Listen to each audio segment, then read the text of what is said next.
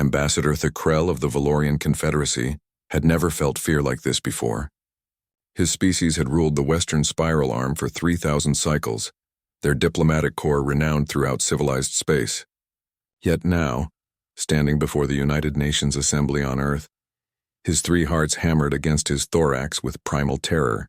The humans watched him with those unnervingly forward-facing eyes, predator eyes he'd learned, as he activated the holographic display. Images of destruction filled the chamber. Burning worlds, shattered orbital stations, and the twisted wreckage of Valorian dreadnoughts. "The Kresh swarm has broken through our defensive perimeter," Thackrell began, his translator rendering his clicking mandibles into smooth English. 17 colony worlds have fallen in the past lunar cycle. Our projections indicate total collapse within 6 standard months.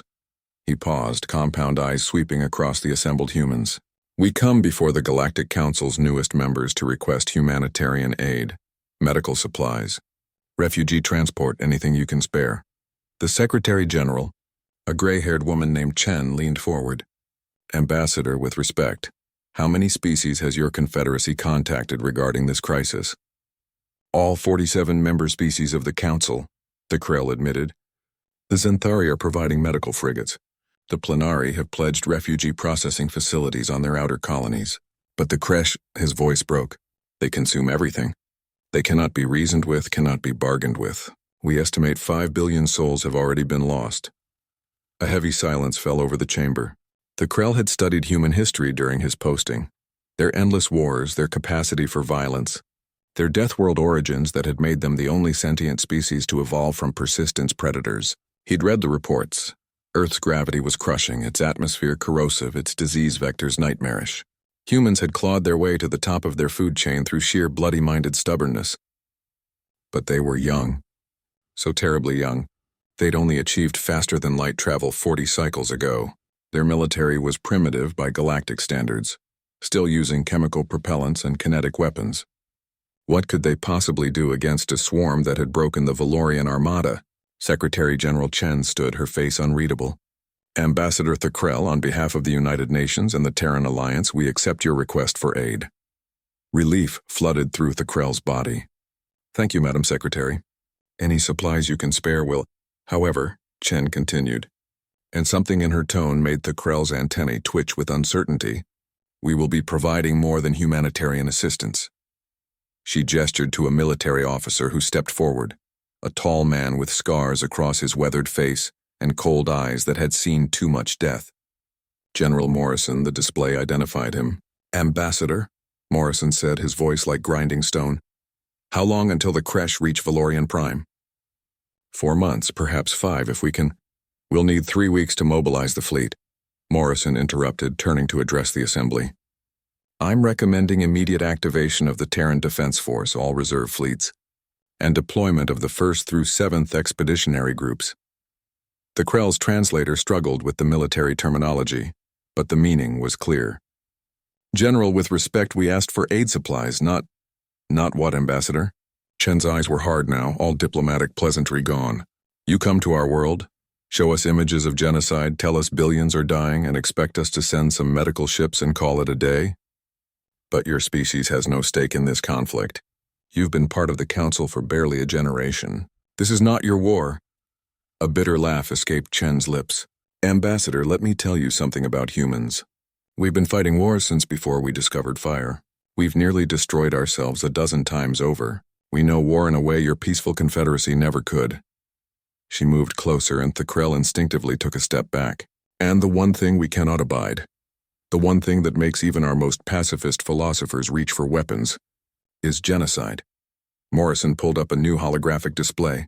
Fleet compositions, supply lines, tactical assessments. "We've been monitoring the Kresh advance through our deep space observation network. We've identified 17 key hive nodes, 43 primary staging areas, and what we believe is their central command nexus." "You've been watching?" Thackrell felt a chill run through his exoskeleton. "For how long?"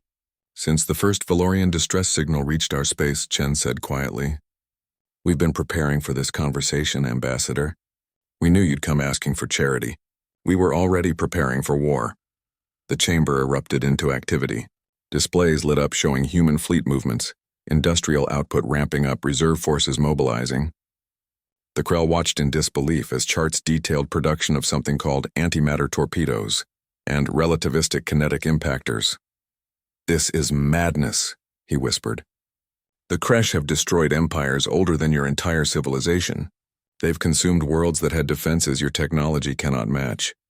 Morrison's scarred face split into a predatory grin. "Ambassador, you've made a fatal error in your assessment of humanity. You think we're weak because we're young. You think we're primitive because we still use kinetic weapons." He leaned close, and Krell could smell something acrid on his breath. Caffeine. He remembered the mild poison humans consumed for pleasure. "You forget that we come from a death world. We evolved alongside creatures that could kill us with a single bite. We survived ice ages, plagues, asteroid impacts. We've been prey and predator both. We don't know how to give up," Chen added. "It's not in our nature. When humanity sees genocide, we don't send relief supplies and hope for the best. We end it." The Krell looked at the assembled humans, really looked at them for the first time. Their eyes held something he'd never seen in any Valorian, a cold, calculated fury that spoke of millions of years of survival against impossible odds. "The first fleet will depart in 72 hours, Morrison continued.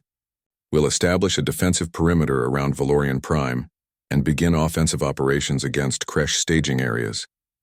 I estimate we'll have the swarm contained within 6 weeks, eliminated within 4 months." That's impossible," the Krell breathed. Chen placed a hand on his shoulder, a human gesture of reassurance, though her grip was strong enough to make his exoskeleton creak. "Ambassador, you came here begging for aid. We're giving you something better." Her eyes reflected the holographic flames of burning Kresh hives. "We're giving you vengeance." As the Krell left the UN assembly, he transmitted a priority message to Valorian command. "The humans are coming. Not as merchants or diplomats, but as warriors. I do not know if we should fear the Kresh or pity them. Behind him, humanity prepared for war. And the galaxy would soon learn why Deathworlders didn't just survive, they conquered."